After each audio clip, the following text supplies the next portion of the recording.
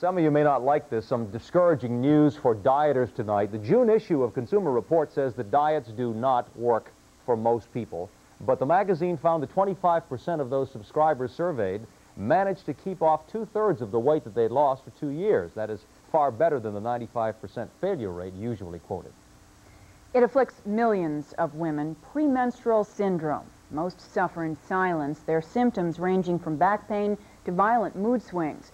But help is available, and Dr. Peter Salgo joins us now with a special report. Peter? Yeah, there's some surprising help available, actually. You know, for years, it's been the stuff of jokes, and these are jokes usually told by men at the expense of women.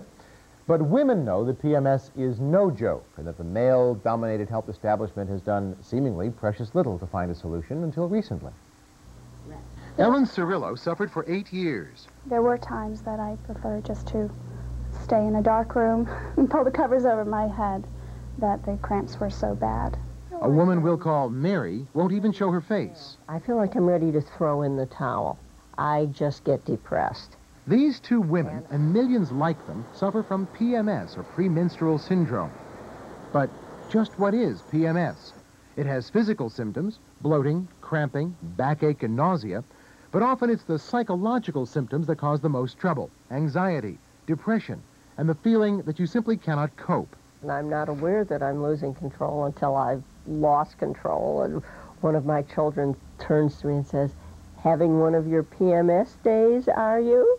Experts say that between 60 and 90% of American women suffer from some of these symptoms some of the time. Most of them handle the symptoms well. But for 1 to 2%, PMS can become debilitating. Why? No one really knows. There is no blood test for PMS.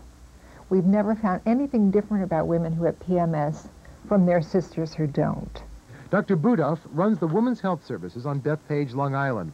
And while she says that no one knows what causes PMS, she can offer treatment to ease it. These women have probably the worst diets I've ever seen. So, try these simple changes first. No caffeine. Coffee makes you nervous and anxious. It makes you sleepless. It makes you grumpy. Watch the salt.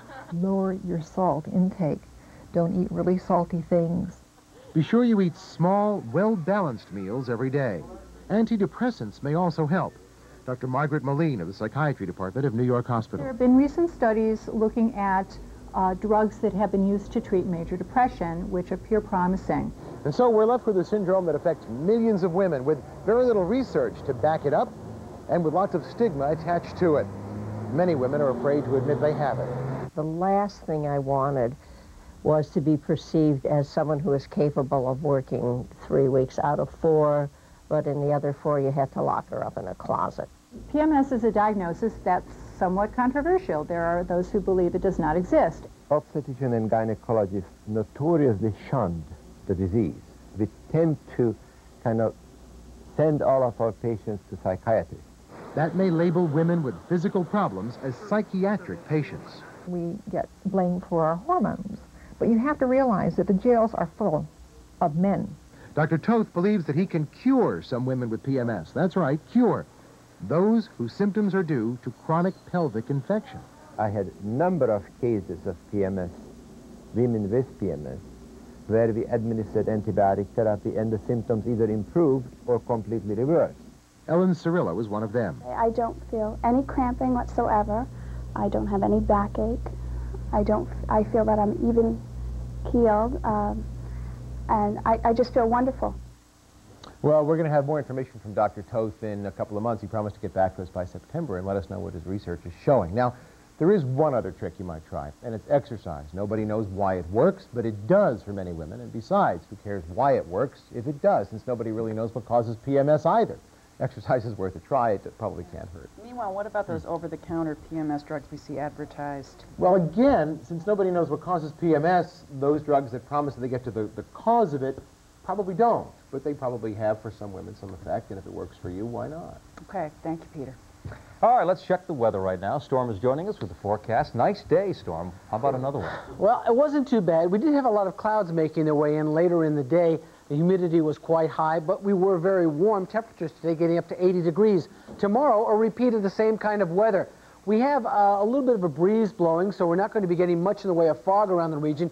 even though the humidity is fairly high, except some patchy fog out on Long Island and probably inland a bit. Temperatures overnight tonight about 4 or 5 degrees above normal for this time of year.